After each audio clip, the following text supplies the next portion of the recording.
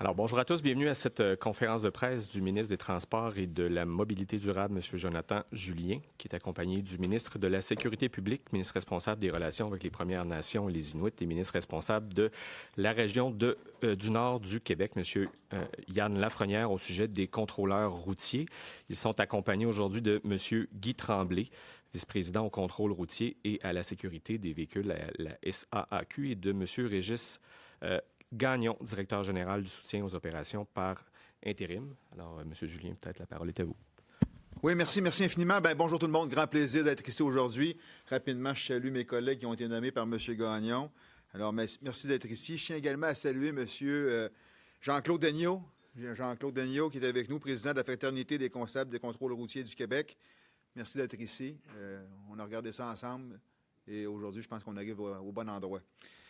Alors, je représente les médias. On est heureux d'être ici aujourd'hui pour annoncer qu'une étape importante est franchie dans nos efforts pour améliorer la sécurité sur nos routes.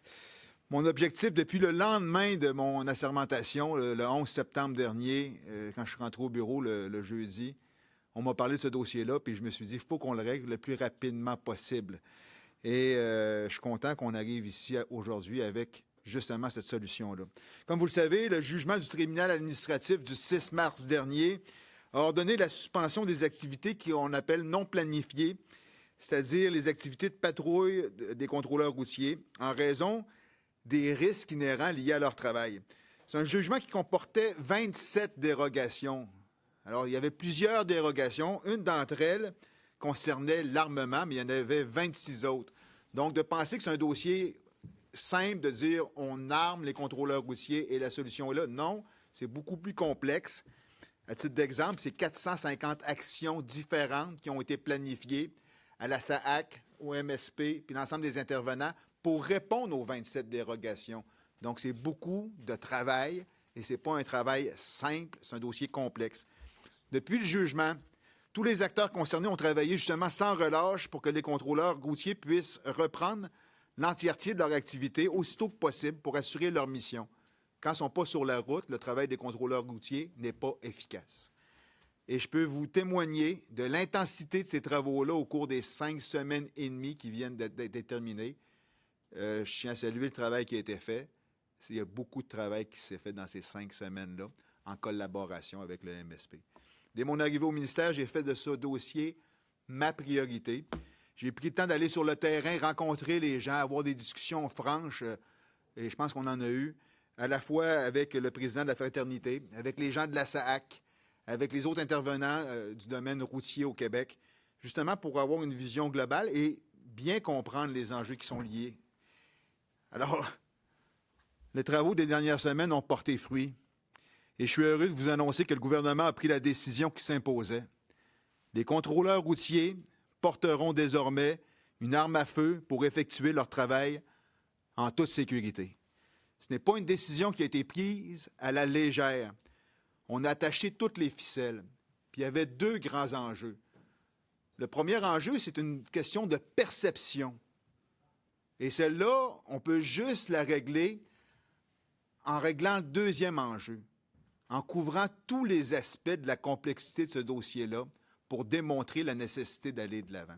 Et c'est ce qu'on a fait avec toutes les étapes, en consultant et en démontrant la décision qui est prise aujourd'hui, et surtout en démontrant que les 27 dérogations qui viennent d'une décision d'un tribunal sont prises en charge. L'arme à feu en est une d'entre elles. Il est pivot dans la décision, mais il fallait répondre aux 27 dérogations. Maintenant, pourquoi avoir privilégié l'arme à feu plutôt que le taser? Mais c'est l'effet, entre autres, dissuasif de l'arme à feu, qui est supérieur à celui de l'arme à impulsion électrique.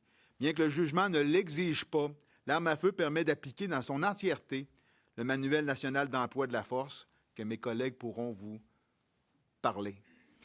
La possession de l'arme à feu permet également de rééquilibrer le rapport de force en faveur du contrôleur routier. Par exemple, lorsque l'intervention se déroule en présence d'armes à feu, lorsqu'il y a des individus qui sont agressifs, avec des intentions de causer des dommages corporels. Et finalement, c'est le souhait aussi des contrôleurs routiers. Eux, dans leur quotidien, ce qu'ils me disaient, c'est l'outil qu'on a de besoin. On est allé à leur rencontre à quelques reprises, Yann et moi, et il nous parlait de situations spécifiques où le besoin de cet outil-là était démontré et c'était leur souhait. Alors, oui, on a appuyé ça sur d'autres éléments, mais clairement, les contrôleurs routiers qui connaissent leur travail nous disaient on doit être armés. Maintenant que cette étape-là est franchie, tout est en mise en œuvre pour que la situation revienne à la normale. Ça va prendre un certain temps parce qu'il y a des étapes à franchir. Et M. Guy Tremblay pourra vous donner le détail sur les différentes étapes en termes de qualification, de formation, d'aménagement des locaux. Parce que oui, il y a plein d'autres dérogations qu'on doit faire de manière concomitante avec la formation. Mais la sécurité demeure la priorité, la sécurité de nos contrôleurs routiers, puis la sécurité routière pour les citoyens. Ça signifie que d'ici 4 à 6 mois, les premières cohortes de contrôleurs vont pouvoir retourner sur la route de manière autonome parce qu'ils auront été formés avec l'arme à feu. Il y a une 50aine de contrôleurs routiers qui ont déjà eu, dans le passé, l'arme à feu comme outil. Donc, c'est eux qu'on va prioriser dans la formation avec l'école de police de Nicolet. Et on espère que d'ici 12 à 18 mois, l'ensemble des contrôleurs routiers puissent retourner sur la route de manière autonome. Et si on peut faire plus vite, et on va faire tout pour que ça aille plus vite, on va y aller plus vite. Mais 18 mois, c'est la cible qu'on se donne. Dans l'intervalle, on veut que les contrôleurs routiers puissent retourner sur la route avant 4 à 6 mois. Et là, on pourra en discuter avec le MSP de faire des collaborations d'assistance avec les contrôleurs routiers et les services de police pour que leur présence dans les prochaines semaines se retrouve sur nos routes. Donc, de manière autonome d'ici 4 à 6 mois, mais dans l'intervalle d'ici 2 à 3 semaines, des travaux de collaboration, services de police, contrôleurs routiers sur les routes du Québec, puisqu'on doit avoir nos contrôleurs routiers sur nos routes. Alors, je terminerai en faisant des remerciements sincères à tous ceux qui ont travaillé, en tout cas avec moi et avec nous dans les dernières semaines. J'ai bien sûr l'apport de la CNSST dans le dossier, merci. La SAC, la Fraternité, qui travaille étroitement avec les inspecteurs de la CNSST. C'est un travail que vous prenez au sérieux. Les discussions qu'on a eues ensemble, j'ai senti qu'on avait le même objectif. Merci de votre travail. L'importance du travail des contrôleurs routiers est démontrée. Pour moi, actuellement, ils ne font pas les interventions qu'ils devraient faire pour assurer la sécurité routière au Québec. C'est primordial qu'ils retournent sur nos routes. Leur travail est essentiel, on le reconnaît. Et le geste qu'on pose aujourd'hui, c'est un geste qui va nous permettre justement de rétablir ce service-là. Alors, merci à tous ceux qui ont travaillé. Le message est clair. On voulait leur permettre de retourner au travail. L'arme à feu était le bon outil et on va de l'avant avec ça. Merci. Merci. Monsieur Lafrenière. Oui, merci beaucoup. Alors, bonjour tout le monde. M. Tremblay, M. Gagnon, M. Daigneault, content de vous voir aujourd'hui. Jonathan, très heureux parce que je peux confirmer à tout le monde que dès son arrivée en poste, on a eu des rencontres, puis c'était le dossier urgent qu'on voulait régler. Alors, heureux d'être avec vous aujourd'hui. Une décision importante qui a été prise avec l'ensemble du Conseil des ministres pour amener les contrôleurs routiers sur les routes. C'est la décision qui s'imposait, mais ce n'était pas à prendre à la légère. Puis je pense que Jonathan l'a bien expliqué. Au cours des dernières semaines, derniers mois, il y a eu plusieurs accidents fatals, entre autres. Puis je peux vous en parler pour ma région. Moi, je suis de Longueuil-Saint-Hubert. Accident fatal sur l'autoroute 30, puis les gens nous en ont parlé beaucoup. Ce sentiment d'insécurité que ça l'amenait. Vous savez, tout récemment, j'ai demandé au bureau du coroner de faire une enquête publique, déclencher une enquête publique pour voir ce qui avait mené à ces accidents fatals-là, ce qui va nous aider à comprendre ce qui s'est passé dans ce cas-là. Et ça, on le fait pourquoi? Parce qu'on le doit aux familles. On veut faire la lumière sur ce qui est arrivé. Ensemble, Jonathan et moi, on s'est rendus sur le terrain, on a rencontré des contrôleurs routiers, on a aussi participé à une journée où il y avait une opération concertée. On était sur l'autoroute 20, près des Cèdres, avec nos collègues Marilyn Picard, Claude Reid, près de Rivière-Baudette. Et on a entendu les citoyens, on a vu les camionneurs aussi, qui étaient délinquants, qui décidaient de passer outre. Puis rapidement, on s'est dit qu'il fallait qu'on agisse. Et cette journée-là, il y a eu des opérations concertées. Il y avait la police provinciale de l'Ontario, la Sûreté du Québec, en même temps des opérations qui avaient lieu à Montréal avec le SPVM, en même temps des opérations qui avaient lieu à Gatineau. Puis le message clair qu'on voulait envoyer, c'est qu'on voulait agir. On comprenait le rapport de la CNSST, on comprenait ce que ça impliquait, mais on se devait d'agir. Puis ça, rapidement, on a fait des choses. Jonathan parlait tantôt de la transition pour avoir des contrôleurs routiers armés sur le terrain. je veux vous rassurer qu'il va y avoir des opérations nationales concertées. Donc, les services de police avec l'Association des directeurs de police du Québec ont levé la main en répondant présent, en disant, nous, on est là. On va demander à l'ensemble des corps policiers de conduire des opérations nationales concertées. Et Jonathan l'a bien mentionné, en assistance aussi, avec les contrôleurs routiers qui vont pouvoir travailler ensemble dans le but de cette transition-là pour avoir des gens qui vont être complètement formés et armés sur le terrain.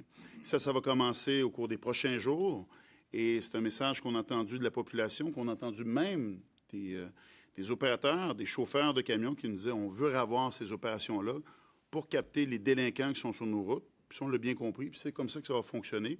Je tiens à remercier l'Association des directeurs de police du Québec pour lever la main, puis rapidement, on va mettre en place des opérations nationales que vous allez voir au cours des prochains jours. Ça, c'est très clair. Pour la formation, on veut remercier l'École nationale de police du Québec qui a aussi levé la main, parce que tantôt, Jonathan disait c'est pas simple. C'est vrai que c'est pas simple. Il va falloir former ces gens-là. Il va y avoir différents niveaux. Jonathan, vous mentionnez qu'il y a des gens dans leur métier récent qui ont porté une arme. Alors, eux, ça va être une transition. Pour d'autres, ça va être une formation qui va être plus complète. Mais l'École nationale de police va mettre les bouchées doubles pour former ces gens-là, pour les avoir rapidement sur le terrain. Alors, au final, on le répète, on veut que les contrôleurs routiers soient présents sur la route, qu'ils soient autonomes, qu'ils soient armés pour faire leur travail. Et je vous l'ai dit, en attendant, on reste pas assis sur nos mains. Il va y avoir des opérations prochainement avec les différents corps de police, en assistance avec les contrôleurs routiers. Et je suis très heureux de cette annonce aujourd'hui, Jonathan. Il me semble que ça fait quelques semaines qu'on dit qu'on a bien hâte, puis on a entendu le message sur le terrain. Je remercie les contrôleurs routiers qu'on a rencontrés, M. Daigneault, avec qui on a parlé tantôt. Puis ce qu'on veut, c'est des opérations, c'est d'avoir nos contrôleurs routiers qui soient à 100% sur le terrain pour faire le travail qu'ils doivent faire. Merci beaucoup tout le monde. Merci.